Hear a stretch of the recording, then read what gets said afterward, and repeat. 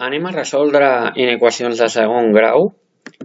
Per resoldre inequacions de segon grau és important que recordeu com resoldre equacions de segon grau. Recordeu que hi havia tres tipus d'equacions de segon grau, les del primer tipus, que es resolien com si fos una equació de primer grau, x a un costat, números a l'altre. L'única diferència és que arribàvem a una expressió que és x al quadrat igual a un número, i per acabar el que fèiem per passar d'x al quadrat a x era l'arrel quadrada d'aquest número.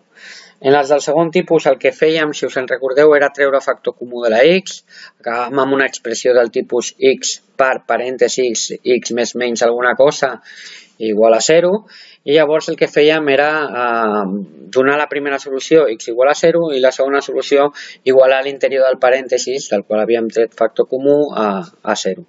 I després estaven les del tercer tipus, que eren les que tiràvem de fórmula, x igual a menys b més menys l'arrel quadrada de b al quadrat menys 4ac partit per 2a.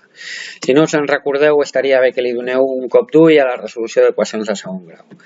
Aquí tenim una inequació de segon grau, i el primer que faríem seria transformar, perquè normalment us resulta més còmode, transformar aquesta desigualtat en una igualtat, d'acord? I a partir d'aquí resoldrem l'equació de segon grau. Si us fixeu, no la cagueu aquí, això és un producte notable, el quadrat d'una suma, i el resoldríem fent quadrat del primer més el doble del primer pel segon més el quadrat del segon. Aquí teniu el desenvolupament, el quadrat del primer seria 3x al quadrat, que donaria 9x al quadrat, el doble del primer seria 6x pel segon, 30x, i el quadrat del segon, perdó, que donaria 25. Aquí apliquem la distributiva, 8 per x al quadrat, 8x al quadrat, 8 per 3, que donarien 24x. Passem tot a l'esquerra i agrupem termes semblants. Ens quedaria aquest 8x al quadrat passaria negatiu, aquest 24 i aquest 9x passarien negatius també, i aquest 35 que passaria negatiu, o el que és el mateix, recordeu, fem les mateixes operacions als dos costats de la desigualtat, si no voleu fer màgia. Molt bé, a partir d'aquí reduïm termes semblants. 9 menys 8 donaria una x al quadrat, això donaria menys 33x, per tant 30 menys 33 donaria menys 3x i 25 menys 35 donaria menys 10. Molt bé, ens quedarem amb aquesta expressió d'aquí perquè després ens ajudarà a trobar les solucions, que és la més facileta de totes les que portem, i treballarem amb x al quadrat menys 3x menys 10 més gran o igual que 0. Si no haguéssim canviat el signe d'igualtat, tindríem més gran o igual que 0, i aquesta expressió després ens permetrà trobar les solucions de la inequació.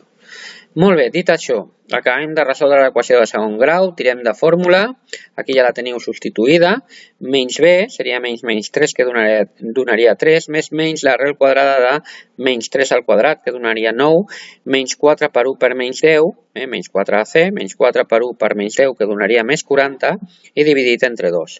40 i 9 farien 49, l'arrel de 49 val 7, i aquí tenim les dues solucions degudes a les dues solucions de l'equació de l'arrel quadrada.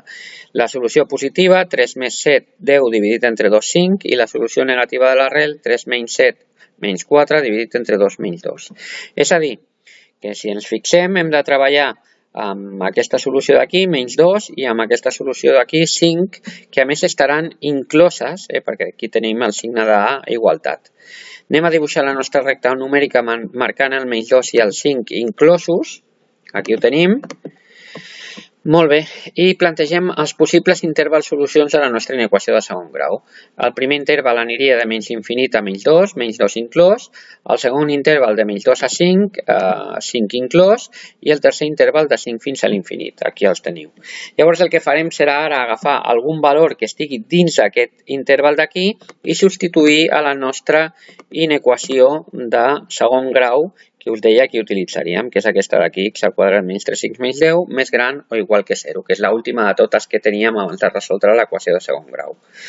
Molt bé, important, no agafeu de menys infinit a menys 2, jo per exemple he agafat el menys 3, podríeu agafar qualsevol, podríeu agafar el menys 10 per exemple, mai agafeu el menys 2 perquè llavors no sabríem, no agafeu els extrems, perquè llavors no sabríem si estem treballant en aquest interval d'aquí o en aquest interval d'aquí. Per tant, agafeu valors que estiguin a l'interior de l'interval, mai als extrems.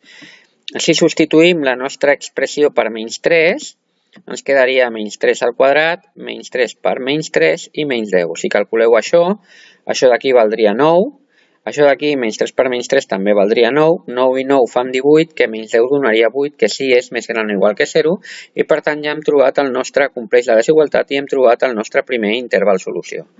Entre menys 2 i 5 el més fàcil és agafar el 0. El 0 lògicament fa 0 aquest terme d'aquí i aquest terme d'aquí, ens quedaria menys 10 més gran o igual que 0, la qual cosa és mentida, i per tant ja tindríem una zona que no seria solució. Per últim, entre 5 i l'infinit jo he agafat el 6, ens quedaria 6 al quadrat que val 36, menys 3 per 6 que val menys 18, i menys 10. Menys 18 i menys 10 farien menys 28, i 36 menys 28 donaria 8, que sí és més gran o igual que 0. I per tant, tenim 3 zones, on de les 3 zones, 2 són solució i una no ho és. Donem la solució final, podríem dir que la x pertany a l'interval que va des de menys infinit a menys 2 inclòs, que era una de les solucions, i l'altra de 5 a l'infinit, infinit evidentment no inclòs, i 5 inclòs. Molt bé, qualsevol valor que es trobi en aquest interval d'aquí o en aquest interval d'aquí serà solució de la nostra inequació de segon grau. Fins aquí la resolució d'inequacions de segon grau. Al proper vídeo el que farem serà resoldre inequacions que continguin fraccions.